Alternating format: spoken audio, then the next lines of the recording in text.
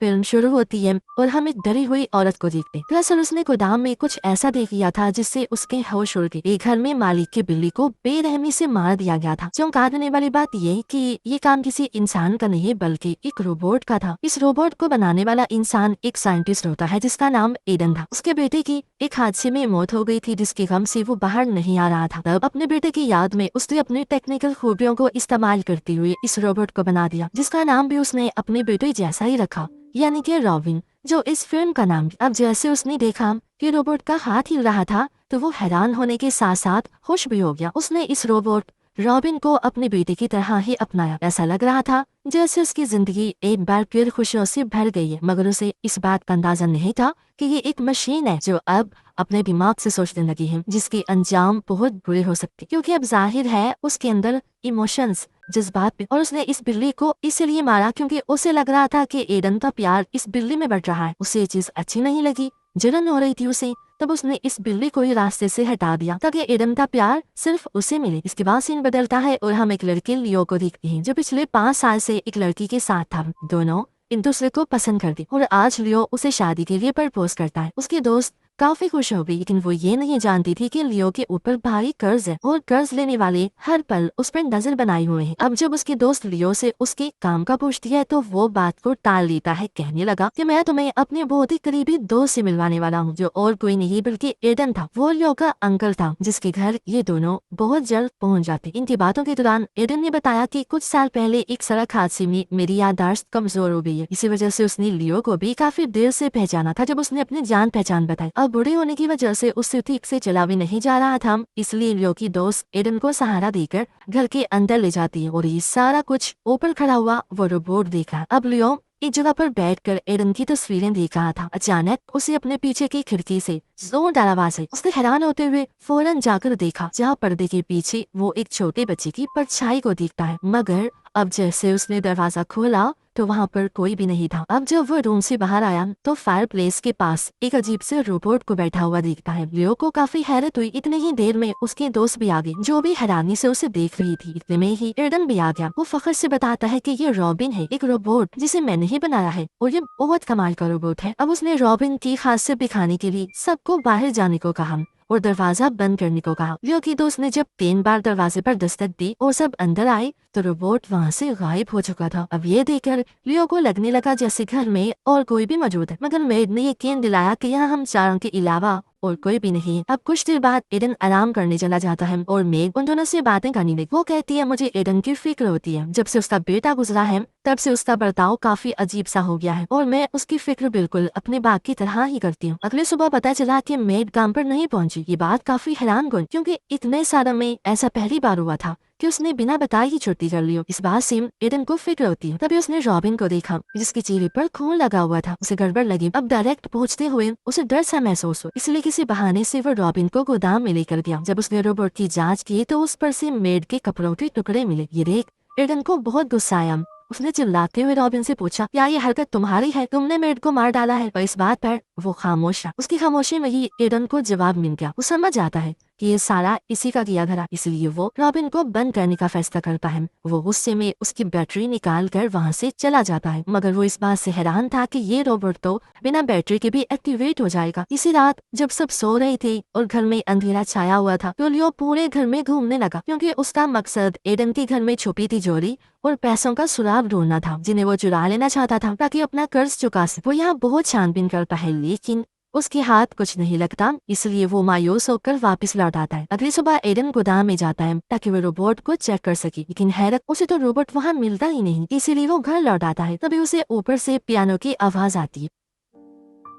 उसने जब जाकर चेक किया तो रोबोट को देखता है जो शीशे के सामने खड़ा होकर बार बार अपनी पलकें झपका रहा था। ऐसा लग रहा था जैसे इंसानों की नकल उतारने की कोशिश कर रहा है। एडन जब उसकी जांच करता है तो उसके होश उड़ गए। वो ये सोचकर परेशान हो गया था कि आखिर ये रोबोट कैसे बिना बैटरी और पावर के चल रहा है। इस रात लियो दोबारा तिजोरी की तलाश में घर में घूमने लगा। इस बार वो ऊपर वाले कमरे में जाता है जहाँ एक बक्सा अपने आप ही खुल जाता है। उसने जब चेक किया तो इसमें कुछ पुराने खिलौने पड़े हुए थे जिनसे कभी एडन का बेटा खेला करता था। इसके अलावा बक्से में कुछ भी कीमती नहीं था। इससे पहले वो आगे बढ़ता यहाँ एडन आ गया जो लियो को पकड़ लेता है और उसे इन सब चीजों से रोकने के लिए समझाता है। सब कुछ शांत होने के बाद लियो उससे उसके बेटे की मौत के बारे में पूछता है। तब डेडन कहता है कि मैं तो शहर से बाहर था और जब मैं वापस लौटा तो मुझे बेटे की मौत की खबर मिली। कुछ लोगों का कहना था कि वो आग से जलकर मरा है, जबकि कुछ ये भी कह रहे थे कि उसने खुद अपनी जान ली। मगर सच तो ये है कि आज तक पुलिस भी सच्चाई नहीं जान पाई है। हादसे के बाद से एडन की याददाश्त भी कमजोर हो गई थी। एडन को हमेशा एक ख्याल सताया करता कि क्या रॉबिन सच में मर गया है या वो अब भी किसी रूप में जिंदा है। अगले दिन 2 पुलिस वाले एडन के घर आते। दरअसल मेड का भाई बहुत परेशान था क्योंकि 2 दिन से उसकी बहन लापता थी, इसलिए उन्होंने पुलिस में शिकायत कर दी। पुलिस ने जब इस बारे में एडन से सवाल किया तो उसका कहना था कि मैं इस बारे में कुछ नहीं जानता। तब पुलिस ने कहा कि आखिरी बार मेड को इस घर के गोदाम में देखा गया था। उसने घर जाने के लिए टैक्सी ड्राइवर को भी बुलाया था, लेकिन टैक्सी ड्राइवर काफी देर इंतजार करने के बाद वापस लौट गया था। लेकिन हर बार यहाँ एडन यही कहता है कि मैं कुछ नहीं जानता, क्योंकि पुलिस को भी कोई सबूत नहीं मिला था, इसलिए वो भी वापस लौट जाती है। लेकिन हम देखते हैं कि मेड का भाई जो घर के बाहर ही छुपा हुआ था वो चुपके से गोदाम में आता है। उसने अपनी बहन के फोन पर कॉल की, तब रिंग की आवाज भी अंदर से आती है। आवाज का पीछा करते करते वो जब अंदर आया तो वहाँ का नजारा देखकर उसके होश हो, क्योंकि वहाँ उसकी बहन की लाश बुरी हालत में पड़ी हुई। और अब कुछ भी समझने से पहले अचानक उसके पीछे रॉबिन रोबोट भी आ जाता है। घबराते हुए उसका भाई पुलिस को कॉल करने लगता है, लेकिन रॉबिन ने एक तेज धार लोहे की जंगली को उसकी तरफ फेंक कर मारा, जिससे उसकी भी जान चली जाती है। और चुपचाप वो जाकर फायर प्लेस के पास बैठ जाते। अब एडन एक बार फिर उसके पास आया और पूछता है, बताओ क्या तुमने ही मेड को मारा है? लेकिन अब भी रोबोट खामोश रहा, वो बस अपनी पलकें झपका रहा था। वो फिर एक कांच उठाकर एक लफ्ज लिखता है जिसे एडन पढ़ता है और थोड़ा सुकून महसूस करते हुए वो वहाँ से चला जाता है। लेकिन इनकी बातचीत दरवाजे के पास खड़ा लियो सुन लेता है, तो वो भी आकर उस लफ्ज को पढ़ता है। अब लियो को एडन के बेटे रॉबिन की मौत को लेकर हमेशा शक रहा। उसने इंटरनेट पर इस सारे मामले से जुड़ी हुई पुरानी पोस्ट भी उसे एक रिपोर्टर की पोस्ट नजर आई, जिसने एक पुरानी पार्टी की बात की हुई थी। तब लियो इस वाले रिपोर्टर से राब्ता करता है। रिपोर्टर को जब पता चला कि लियो एडन का भांजा है तो उसने बिला झिझक सालों पहले हुए उस हादसे के बारे में सब कुछ सच सच बता दिया। ये उस दिन की बात है जब रॉबिन की 11वीं बर्थडे। एडन ने उसके लिए काफी बड़ी पार्टी रखी और उसके साथ एक शरारत करने के लिए उसे कुछ देर के लिए बेसमेंट में बंद कर दिया। फिर कुछ देर गुजर जाने के बाद उसे बाहर निकाल लिया गया, लेकिन जब वो बाहर आया तो उसका बर्ताव काफी अजीब हो गया था। वो बहुत खतरनाक बन गया था। ऐसा लग रहा था जैसे वो पहले वाला बच्चा नहीं रहा। अचानक खून का प्यासा बनते हुए उसने पार्टी में आई सभी लोगों पर हमला कर दिया और ऐसे सभी मेहमान मारे गए। बस एडन और रिपोर्टर ही किसी तरह जिंदा बचे। जब रॉबिन ने अपनी माँ पर भी हमला किया तो पीछे से एक गोली चली, जिससे रॉबिन की जान चली गई। रिपोर्टर बताता है कि वो गोली किसी और ने नहीं बल्कि खुद एडन ने ही चलाई। अब इससे एडन का नाम खराब हो सकता था, तो इस चीज से बचने के लिए उसने पुलिस को पैसे देकर इस मामले को यही दबा दिया। सच्चाई जानकर लियो के होश उड़ जाते हैं। उसे यकीन ही नहीं आ रहा था कि ये सब कुछ भी हो सकता था। तभी उसकी दोस्त भी आ जाती है जो गुस्से में लियो पर चिल्लाती, क्योंकि उसने लियो का फोन देख लिया था जिस पर कर्ज लेने वालों के मैसेजेस आ रहे थे। इस पर लियो उसे सफाई देता है कि मैं बस अपने अच्छे फ्यूचर के लिए पैसे कमाने की कोशिश कर रहा था, लेकिन उल्टा मैं तो कर्ज में फंस गया और अब हमारे पास सिर्फ एक ही रास्ता है और वो है एडन के घर से कुछ पैसे चुराना। वो अपनी दोस्त से वादा करता है कि कर्ज उतारने के बाद हम दोनों शादी कर लेंगे और अपनी जिंदगी की एक नई शुरुआत करेंगे। रात को प्लान के मुताबिक लियो के दोस्त ने एडन की कॉफी में नींद की दवाई मिला, जिससे कुछ ही देर में वो गहरी नींद में चला जाता है। इसी रात वो पुलिस ऑफिसर्स फिर से एडन के घर आए, पर दरवाजा ना खुलने पर उन्होंने घर के आसपास तलाशी शुरू कर दी। फीमेल पुलिस ऑफिसर बेसमेंट में जाती है जहाँ भी मेड जाया करती थी। वहाँ वो रोबोट को देखती है जिसकी आंखें जल रही थी। वो काफी हैरान हुई, सोचते हुए उसके पास आती है, लेकिन जैसे ही झुकी रोबोट एक नोकदार हथियार उसके पेट में घोंप देता है, जिससे ऑफिसर गर्ल से तड़पते हुए नीचे बैठ गए। फिर रोबोट ने एक क्लिप उसके जिस्म पर लगाकर करंट छोड़ा, जिससे तड़पते हुए उस बेचारी की मौत हो जाती है। कुछ देर बाद दूसरा पुलिस ऑफिसर भी बेसमेंट में आ जाता है, जहां उसे इंसानी मांस की जलने की स्मेल आती है। उसने जब टॉर्च के जरिए देखा तो सामने उसके साथी की जली हुई लाश थी। वो काफी घबरा गया, लेकिन कुछ भी समझ आने से पहले पीछे रोबोट आ जाता है। उसने ऑफिसर पे भी चाकू से हमला कर दिया, फिर उसके चेहरे पर जलता हुआ फ्लेम थ्रोअर छोड़ दिया, जिससे इस ऑफिसर की भी इधर ही मौत हो जाती है। उधर लियो और उसके दोस्त कमरे में अलमारी और तिजोरी को ढूंढ रही थी। लियो के दोस्त को यहाँ का फर्श अजीब लगा। उसने जैसे जमीन खिसकाई तो नीचे एक खुफिया बेसमेंट उन्हें मिलती है, जिसे देखकर लियो काफी खुश हो जाता है। ये देख पहले उसकी दोस्त घबराती है, लेकिन फिर वो भी उसके पीछे नीचे उतर आती है। लेकिन दोनों इस बात से अनजान थे कि ये सब कुछ रोबोट देख रहा है। नीचे आकर इन्होंने देखा कि यहाँ बहुत सारी शराब की बोतलें थी, लेकिन लियो की नजर शराब से ज्यादा तिजोरी को ढूंढ रही, जिसके अंदर कीमती चीजें हों। अचानक इन्हें अपने पीछे किसी की आहट महसूस हुई। इन्होंने पीछे मुड़कर देखा मगर वहाँ कोई नहीं था। अब लियो तो आगे बढ़ गया लेकिन उसकी दोस्त यही रुक गई ताकि दूसरी बार देख सके कि यहाँ कौन है। अब जब उसने चेहरा आगे करके फिर से मुड़कर देखा तो उसके सामने खून से भरा हुआ रोबोट खड़ा हुआ था। वो ये देखते हुए चीख मार देती है और जल्दी से वहाँ से भाग जाती है। जहाँ एक बार फिर वो लियो से आकर मिल जाती है। भागते भागते ये एक ऐसी जगह पर पहुँच जाते हैं जहाँ आखिर इनकी तलाश खत्म होती है, क्योंकि सामने तिजोरी पड़ी हुई मिल जाती है, जिसे देखकर वो काफी खुश हो गई। कुछ देर के लिए डर खत्म हो गया था और अब दोनों खुश होते हुए आगे बढ़ी। उसे खोलने के लिए लियो को याद आया कि एडन अपने बेटे की बर्थ डेट को पासवर्ड रखता था। तब उसने यही पासवर्ड डाला और सच में तिजोरी खुल भी जाती है। लेकिन जो उन्होंने देखा तभी सोचा नहीं था, क्योंकि तिजोरी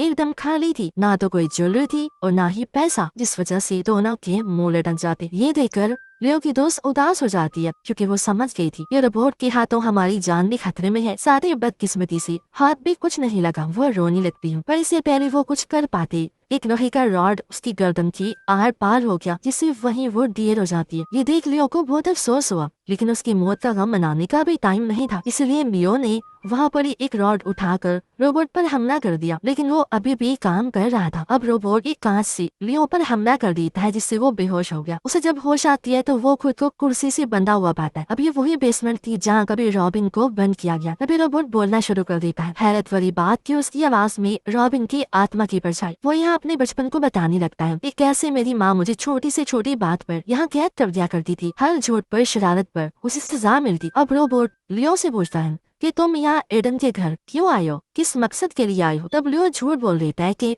मैं तो बस वैसे उनसे मिलने आया था। ये सुन रोबोट ने गन मारकर उसे सजा। अब दूसरी बार सजा मिलने पर लियो ने सच नहीं बोला और उसे एक बार फिर दर्द सहना पड़ा। फिर तीसरी बार जब उसे दर्द बर्दाश्त नहीं हुआ तो उसने आखिर सब कुछ कबूल कर लिया। वो कहता है कि हाँ, मैं सच में एडन का भांजा नहीं हूँ, मैंने तो बस उसकी कमजोर याददाश्त का फायदा उठाया ताकि उसके घर में घुसकर पैसे चुरा सके। अब लियो खुद को ही कसूरवार समझ रहा था। अपने दोस्त की मौत का जिम्मेदार भी वो खुद को कह रहा था। तभी लियो एक गेंद खींचकर अपनी रस्सी काटना शुरू कर देता है। रोबोट अभी भी उसकी बातों का यकीन नहीं कर रहा था। वो नेल गन से सजा देने के लिए जैसे आगे बढ़ा तभी लियो रस्सी खोलकर फौरन उठ खड़ा हुआ। रोबोट को धक्का मारकर वो नीचे गिरा देता और वो नेल गन उठाकर रोबोट को खत्म करने ही वाला था कि तभी पीछे से एडन ने गोली चला दी, जिससे लियो की मौत हो जाती है। असल में एडन सब कुछ जान चुका था कि अब उसकी बेटे की आत्मा पूरी तरह से रोबोट में समा चुकी है, इसीलिए वो किसी को भी अपने बेटे को नुकसान पहुंचाने नहीं दे सकता था। इस डर से कि कहीं फिर से मेरे बेटे को मुझसे कोई अलग न कर दे, इसीलिए एक बार फिर वो रोबोट को ठीक करके पहले जैसा बना देता है। यानी अब पूरी तरह ये रोबोट उसके बेटे के रूप में नई जिंदगी की शुरुआत करता है। और अगर किसी ने भी उनके बीच में आने की कोशिश की या रोबोट को नुकसान पहुंचाने की कोशिश की तो वो खतरनाक रोबोट और ये पागल एडन उसे नहीं छोड़े। और इसी के साथ ही इस फिल्म की कहानी भी यहीं पर खत्म हो जाती।